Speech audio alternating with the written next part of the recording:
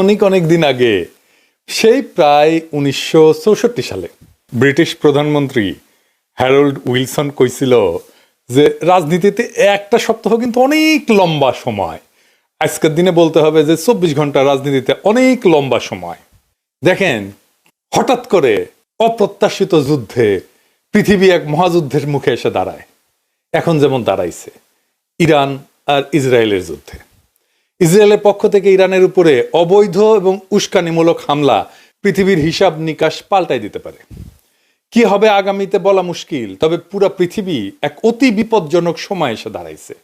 আজকে আমরা আলোচনা করব যে আসলে পশ্চিম এই যুদ্ধ থেকে কি চায়, কেন এই যুদ্ধ তৈরি হইল এবং শেষ পর্যন্ত কি হতে যাচ্ছে। ইরানের উপরে ইসরায়েলের হামলা কিন্তু এটা আত্মরক্ষা না, প্রতিরক্ষাও না। এটা ছিল নগ্ন সাম্রাজ্যবাদী আগ্রাসনের এক নিষ্ঠুর উদাহরণ। এই হামলা আন্তর্জাতিক আইনের স্পষ্ট লঙ্ঘন। জাতিসংঘ সনদের 2-4 ধারা অনুযায়ী কোনো রাষ্ট্র অপর রাষ্ট্রের বিরুদ্ধে শক্তি প্রয়োগ করতে পারে না, যদি না তা আত্মরক্ষার জন্য হয়। ইসরায়েল সেই নীতিকে প্রকাশ্যে পদদলিত করছে। আন্তর্জাতিক আইন ভঙ্গ করে সে তেহরানের পানি সরবরাহ ব্যবস্থার উপরে বর্বর হামলা চালাইছে। অথচ পশ্চিমা মিডিয়া দেখলে মনে হবে যে ইসরায়েল মজলুম। কি আশ্চর্য দুনিয়া! আন্তর্জাতিক আইনে পানির পরিষেবা, খাবার এবং সুয়ারেজ, এইটার উপরে হামলা করা মানবতার বিরুদ্ধে অপরাধ, একটা যুদ্ধাপরাধ। ইরানের বিরুদ্ধে এই আগ্রাসন এমন একটা সময় আসলো যখন গাজায় গণহত্যা চলতেছে, পশ্চিম তীরে দখলদারিত্ব এবং সারা দুনিয়ার মুসলিম জনগোষ্ঠীর উপরে নির্যাতন নিয়ে বিশ্বজুড়ে প্রতিবাদ চলতেছে। ইসরায়েল এই হামলার মাধ্যমে বিশ্ব জনমতকে বিভ্রান্ত করতে চায়, যুদ্ধের ক্ষেত্র প্রস্তুত করতে চায় এবং মুসলিম দেশগুলোকে উস্কাইতে চায়। নেতানিয়াহু নিজের মুখেই যা বলছে তার সারমর্ম হচ্ছে ইরান আর পাকিস্তান এই দুই রাষ্ট্রের সে ধ্বংস চায়। শোনেন তার মুখে। Mission that we have is to prevent a militant Islamic regime from meeting up with nuclear weapons or from nuclear weapons meeting up with a militant Islamic regime. The first is called Iran, the second is called Pakistan, because if these radical regimes have nuclear weapons, they will not obey the rules that have been obeyed in the last almost 7 decades. কারণ কি? কারণ একটা রাষ্ট্রে পারমাণবিক শক্তি আছে আর একটা রাষ্ট্র পারমাণবিক শক্তি অর্জন করতে যাচ্ছে বলে তাদের অভিযোগ। ইতিহাসের কি নির্মম পরিহাস, যেই জনগোষ্ঠীকে দ্বিতীয় বিশ্বযুদ্ধের সময় নির্মম নির্যাতনের শিকার হইতে হয়েছিল, সেই জনগোষ্ঠীর হাত থেকে আজকে মধ্যপ্রাচ্যের মজলুমদেরকে বাঁচাইতে হইতেছে।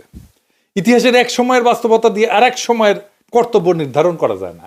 যে আওয়ামী লীগের নেতৃত্বে দেখেন বাংলাদেশের স্বাধীনতার লড়াই হইল, সেই আওয়ামী লীগ পাক বাহিনীর মতো ঝাঁপায় পড়লো, দেশের মানুষের বিরুদ্ধে যুদ্ধ ঘোষণা করলো। দেশের মানুষ এক হইয়া তারে উৎখাত করে দিল, বাংলার জমিন থেকে উৎখাত করে দিল যেভাবে পাক বাহিনীকে করছিল। ইরানে ইসরায়েলের হামলা শুধুমাত্র সামরিক অভিযান না, বরং এটা একটা ভূ রাজনৈতিক স্টেটমেন্ট। এই হামলা যেন আরব বসন্তের শেষ বছরাই গোলাপ। কিভাবে? একটু খুইলা বলি। আমরা সবাই বুঝতে পারতেছি যে হামলার পেছনে পশ্চিমা সাম্রাজ্যবাদী নীতির একটা ছায়া আছে। নেতানিয়াহু আমেরিকার জনগণের সাহায্য চাওয়ার সময় বলছে ট্রাম্পের সাথে সবকিছু সমন্বয় করেই হইতেছে। দেখেন, ইরানের পতিত স্বৈরশাসকের ছেলে বলছে ইরানে ক্ষমতার পালাবদল হইতে পারে। একই কথা নেতানিয়াহুর মুখেও। কিন্তু কিসের ক্ষমতার পালাবদল? বরং ইসরায়েল এই লড়াইয়ে পরাজিত হয়েছে। হ্যাঁ, হয়েছে। প্রথম মিসাইল ছোড়া থেকেই পরাজিত হয়েছে। এটা আমার কথা না, এটা ইসরায়েলি পত্রিকা কথা। তারা বলতেছে যে ইসরায়েলের একটা স্ট্র্যাটেজিক সুবিধা ছিল, তা হচ্ছে একটা ফুল স্কেল মিলিটারি অ্যাটাকের ভয় রাখতো সে ইরানকে সবসময়। ইরান আলোচনার টেবিলে নেগোশিয়েট করে নিত একটা যুদ্ধ এড়ানোর জন্য। এইটারে বলে ডিটারেন্স, যা দিয়ে একটা সামরিক সংঘাত ঠেকানো যায়। ইসরায়েলের ডিটারেন্স ছিল আমি অ্যাটাক করে শেষ করে দেবো, এটাই ছিল তার ডিটারেন্স। কিন্তু আপনি যখন এটা ইউজ করে ফেলেন আর প্রতিপক্ষকে একেবারে হুতায় দিতে না পারেন, তাইলে আপনি পরাজিত। কারণ আপনি কতখানি ড্যামেজ করতে পারেন আপনার প্রতিপক্ষের, সেটা সে জেনে যাবে। নিজের শক্তিকে সে মূল্যায়ন করতে পারবে আর দেখবে তার ভয়টা অমূলক ছিল। এখন কি মনে হয় আলোচনার টেবিলে ইরান আর নমনীয় হয়ে থাকবে? এখানেই পরাজয় ইসরায়েলের। এখন সেই জন্য সে তার আব্বু ট্রাম্পকে ডাকতেছে সবকিছু সামাল দেওয়ার জন্য। ইসরায়েল হামলা চালাইছিল এইটা বলে যে ইরান যেন পারমাণবিক বোমা বানাইতে না পারে। ইরান যে জায়গায় আছে নিউক্লিয়ার পাওয়ার হওয়ার জন্য, তাতে তার বোমা তৈরি করতে কয়েক মাস থেকে 1 বছর টাইম লাগবে। এটাও হেরাচ্ছেরই কথা, যদি তাদের সুপ্রিম লিডার চায় যে আমরা একটা বোমা বানাবো।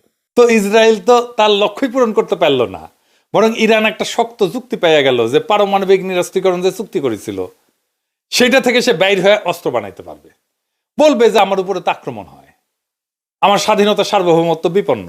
এই কাজ করছিল উত্তর কোরিয়া, এই একই ঘটনা করতে পারে ইরান। কিন্তু এর বাইরে পশ্চিমা দুনিয়ার একটা লক্ষ্য আছে। কি সেই লক্ষ্য? একটা জিনিস মনে রাখবেন যে পশ্চিম কিন্তু ইসলামোফোব, এটা একটা ইসলাম বিদ্বেষী দুনিয়া, এটা মাথায় রেখেন। কিন্তু তাদের লক্ষ্যটা কি? লক্ষ্য হইল যে ইসলামী দুনিয়ার মধ্যে যে দুই ধরনের ব্যবস্থা আছে, একটা সেকুলার জাতীয়তাবাদ এবং আর একটা ইসলামী প্রতিরোধ, এই দুইটাকে একসাথে শেষ করে দেওয়া। একটা অতীতে ফিরে যায়, 1950 থেকে 70-এর দশকে প্যান অ্যারাবিজম বলে একটা জাতীয়তাবাদী ধারার উদ্ভব হয় মধ্যপ্রাচ্যে। একটা শক্তিশালী সেকুলার শাসন ব্যবস্থা তৈরি করে, যেমন মিশরের গামাল আবদেল নাসের, সিরিয়ার হাফেজ আল আসাদ, ইরাকের সাদ্দাম হোসেন, লিবিয়ার মুয়াম্মার গাদ্দাফি। এরা কিন্তু জাতীয়তাবাদী ছিল এবং তার সাথে তার আইডিয়ার সাথে সমাজতন্ত্রের ধারণার একটা সংমিশ্রণ ঘটাইছিল। এবং এইটা কইরা সে পশ্চিমা আগ্রাসনের সামনে একটা বড় বাধা হয়ে দাঁড়াইছিল। আরব বসন্ত ছিল, এই যে কাঠামোগুলো ছিল এগুলোকে ভাঙার কাজ, একে একে সবগুলো ভাঙছে। আরব বসন্তের পর মধ্যপ্রাচ্য আর গণতন্ত্রের দিকে আগাইছে কি? আগায়নি, বরং পশ্চিমা নিয়ন্ত্রিত নতুন এক ব্যবস্থার দিকে যাচ্ছে। এই হামলা এবং তারপরে পুনর্গঠন একটা বড় পরিকল্পনার অংশ, যেটা শুরু হয়েছে ইরাকে, লিবিয়াতে, সিরিয়াতে, যেখানে পশ্চিমা এবং স্থানীয় এলিটদের সম্মিলিত আধিপত্য প্রতিষ্ঠিত হবে। চমস্কি এটা নিয়ে বলছিলেন যে পশ্চিমারা সেকুলারিজম এবং ইসলামী মৌলবাদ উভয়কেই ধ্বংস করে, কারণ তাদের জন্য যে কোনো ধরনের প্রতিরোধী অগ্রহণযোগ্য। চমস্কি স্পষ্টভাবে বলছেন যে ইসরায়েলের পক্ষে ইরানের মোকাবেলা করা সম্ভব না, তারা যুক্তরাষ্ট্রকে সামনে রেখে যুদ্ধ বাজাইতে চায়। চমস্কির দুইটা লেখা আছে, ফেথফুল ট্রায়াঙ্গেল এবং নো লঙ্গার সেফ বলে। এই দুইটা লেখাতেই সে এই কথাগুলোই বলছে। ইসরায়েল যে আমেরিকাকে সামনে রেখে লড়াইটা চালাইতে চায় সেটা সে এখানে বলছে ইংরেজি যেহেতু কইছে ঠিক কইছে, তাই না? চমস্কি আবার বলছে যে সৌদি আরবে পশ্চিমা দুনিয়ায় যেই ধরনের ইসলামের সাথে মোকাবেলা করতে হয় তার সাথে কিন্তু কোনো দ্বন্দ্ব নাই, কারণ সেখানকার ইসলামকে তারা নিয়ন্ত্রণ করতে পারে। কিন্তু সমস্যাটা তখনই তৈরি হয় যখন কোনো দেশ তাদের বিরুদ্ধে, পশ্চিমের বিরুদ্ধে প্রতিরোধ গড়ে তোলে। তখন তারা সেকুলার বা ইসলামী উভয় প্রতিরোধকেই নিশ্চিহ্ন করার চেষ্টা করে। এটাই হইতেছে তাদের নতুন ব্যবস্থা। তারা একদিকে বলে আমরা ইসলামী মৌলবাদের বিরুদ্ধে যুদ্ধ করতে, ওরা তো ইসলামী সেকুলারদেরও পছন্দ করে না, তাদেরকেও হুতায় দেয়। এবং তাহলে এই নতুন ব্যবস্থাটা কিভাবে কাজ করে? 5 ভাবে কাজ করে। 1 নম্বর হইতেছে আইন এবং দখলের মাধ্যমে নিয়ন্ত্রণ। 2 নম্বর হইতেছে অর্থনৈতিক ঋণ এবং বিনিয়োগের মাধ্যমে দেশগুলোকে নিজের নিয়ন্ত্রণে রাখা। 3 নম্বর হইতেছে রাজনৈতিক কাঠামো পরিবর্তন করে তাদের ইচ্ছা মতো পরিচালিত করা যায় এমন সরকার প্রতিষ্ঠা করা। 4 নম্বর হচ্ছে যে মুসলিমদের জীবনকে এমন এক সংঘাতে ফেলে দেওয়া যেখানে তাদের জীবনের মূল্য নাই বললেই চলে। 5 নম্বর হচ্ছে দীর্ঘমেয়াদী সংঘাত এবং বিভক্তি তৈরি করে, যেখানে ইসলাম এবং সেকুলারিজমের দ্বন্দ্ব জিয়ায় রেখে সুবিধা নেওয়া যায়। এই 5 নম্বর ব্যাপারটা কিন্তু ঘটতেছে বাংলাদেশে। এইটা নিয়ে আলাপ করতে হবে আমাদেরকে। আমি এটা নিয়ে আলাপ করব আগামী সপ্তাহগুলোতে, সবগুলো এপিসোডে আমি এই বিষয়টা নিয়ে আরো বিস্তারিত আলাপ করব। বেশ কয়েকটা আলাপ লাগবে। আজকের এই আলোচনাটা শুনে নিশ্চয়ই আপনারা বুঝতে পারতেছেন যে নিজের দেশ এবং জনগণের ভবিষ্যৎ নিয়ে ভাবার সময় আসছে, কারণ এই ব্যবস্থার যুগের সূচনা আমাদের দরজার সামনে এসে দাঁড়াইছে। ফাইনাল কোশ্চেন, যে ইসরায়েলকে এই যুদ্ধে জিতবে? এক কথায়, না, জিতবে না। তার যতই সামরিক ক্ষমতা থাকুক, আপনার লড়াইয়ের বৈধতা থাকতে হয়, আপনার যুদ্ধের বৈধতা থাকতে হয়। এই ইসরায়েলের পক্ষে তথাকথিত পলিটিশিয়ান ছাড়া কোনো মানুষ, কোনো বিবেকবান মানুষ দাঁড়াবে না, দাঁড়াচ্ছে না। শিক্ষক বলেন, কবি বলেন, বুদ্ধিজীবী বলেন, সিভিল সোসাইটি বলেন, ইন্টেলিজেন্সিয়া বলেন, কেউ না। শুধু সামরিক শক্তির উপর নির্ভর করে যুদ্ধে যেতে সম্ভব হইলে আমেরিকা তো ভিয়েতনামে হারতো না, সোভিয়েত ইউনিয়ন তো আফগানিস্তানে ধাক্কা খাইতো না, আবার সোভিয়েত ইউনিয়নের পরে আমেরিকা এসে আফগানিস্তান থেকে লেজ তুলে পালাইতো না। এমনকি ইসরায়েল আজকেও আন্তর্জাতিক নিন্দার মুখোমুখি হইতেছে।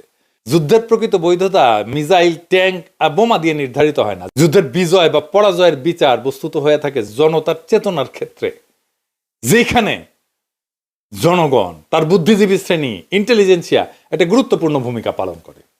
ফরাসি দার্শনিক মিশেল ফুকো তার ক্ষমতার আলোচনায় বলছিলেন যে ক্ষমতা কেবল অস্ত্র দিয়ে না, ক্ষমতা নির্মিত হয় জ্ঞানের মাধ্যমে, ডিসকোর্সের মাধ্যমে, বয়ানের মাধ্যমে।